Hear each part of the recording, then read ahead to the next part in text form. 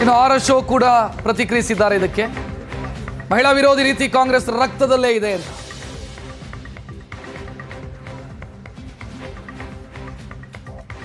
ಈ ಕಾಂಗ್ರೆಸ್ ತನ್ನ ಮಹಿಳಾ ಘಟಕಗಳನ್ನು ವಿಸರ್ಜಿಸಲಿ.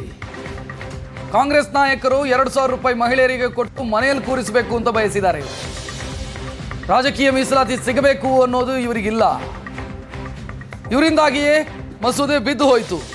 ಪಕ್ಷಾತೀತವಾಗಿ ಇದಕ್ಕೆ ಬೆಂಬಲಿಸಬೇಕಿತ್ತು ಅಂತ ಆರ್ ಅಶೋಕ್ ಅಭಿಪ್ರಾಯ. ಬಿಲ್ ಬರ್ತದೆ, ಪಾಸ್ ಆಗೋಗ್ತದೆ, ನಾವೆಲ್ಲ ಪಾರ್ಲಿಮೆಂಟ್ ಹೊರಟೋಗ್ತೀರಿ, ನಾವೆಲ್ಲ ವಿಧಾನಸಭೆಗೆ ಹೊರಟೋಗ್ತೀರಿ, ನಮಗೂ ನಮ್ಮ ಹಕ್ಕು ಸಿಕ್ಕಿದೆ. ಇನ್ ಮುಂದೆ ನಾವು ಕೂಡ ಮಹಿಳೆಯರು ಈ ದೇಶದಲ್ಲಿ ಸಮಾನವಾದಂತ ಸ್ವಾತಂತ್ರ್ಯ ನಮಗೂ ಸಿಕ್ಕಿದೆ ಅನ್ನೋ ಭಾವನೆಯನ್ನ ನೂರಾರು ಕನಸುಗಳನ್ನ ಕಂಡಿದ್ರು. ಆ ಕನಸುಗಳು ಇವತ್ತು ನುಚ್ಚು ನೂರಾಗಿದೆ. ನೀವು ಮಹಿಳೆಯರನ್ನ ದುರ್ಬಲರು ಎಂದು 60 ವರ್ಷ ಈ ದೇಶದಲ್ಲಿ ರಾಜ್ಯಭಾರ ಮಾಡಿದ್ರಲ್ಲ. ನೆಹರು, ಇಂದಿರಾ ಗಾಂಧಿ, ರಾಜೀವ್ ಗಾಂಧಿ, ಸೋನಿಯಾ ಗಾಂಧಿ, ನೀವೆಲ್ಲ ಆಡಳಿತ ಮಾಡಿದ್ರಲ್ಲ, ಅವರನ್ನ ದುರ್ಬಲರು ಅಂತ ತಿಳ್ಕೊಂಡಿದ್ರಿ. ಆ ದಿನಗಳು. ಇನ್ನು ಡಾಕ್ಟರ್ ಜಿ ಪರಮೇಶ್ವರ್ ವಿಪಕ್ಷಗಳ ನಿಲುವನ್ನ ಸಮರ್ಥಿಸಿಕೊಂಡಿದ್ದಾರೆ. ನಾವು ಮಹಿಳಾ ಮೀಸಲಾತಿಯ ವಿರೋಧಿಗಳಲ್ಲ, ಆದರೆ ಈ ಬಿಲ್ ತಂದಂತ ದಾರಿ ಸರಿ ಇರಲಿಲ್ಲ. ಮೀಸಲನ್ನ ವಿರೋಧಿಸ್ತಾ ಇಲ್ಲ ನಾವು. ಮನಮೋಹನ್ ಸಿಂಗ್ ಅವರ ಅವಧಿಯಲ್ಲಿ ನಾವೇ ಇದನ್ನು ಜಾರಿಗೆ ತಂದಿದ್ವಿ.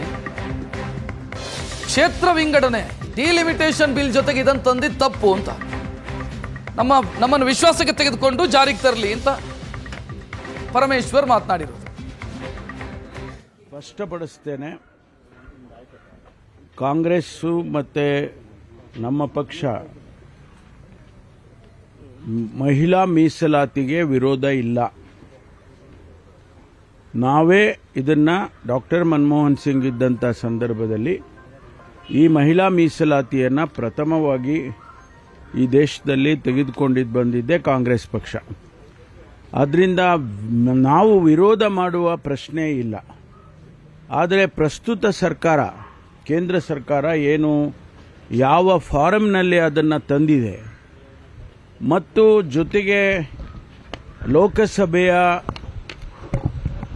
ಏನು ಸ್ಥಳಗಳಿದೆ, ಸೀಟ್ಗಳಿದೆ, ಸಂಖ್ಯೆ ಇದೆ, ಅದನ್ನು ಹೆಚ್ಚು ಮಾಡುವಂಥ ತೀರ್ಮಾನವನ್ನು ಕೂಡ ಈ ಒಂದು ಮಸೂದೆಯಲ್ಲೇ ಅಳವಡಿಸಿಕೊಂಡು ತಂದಿದ್ದಾರೆ.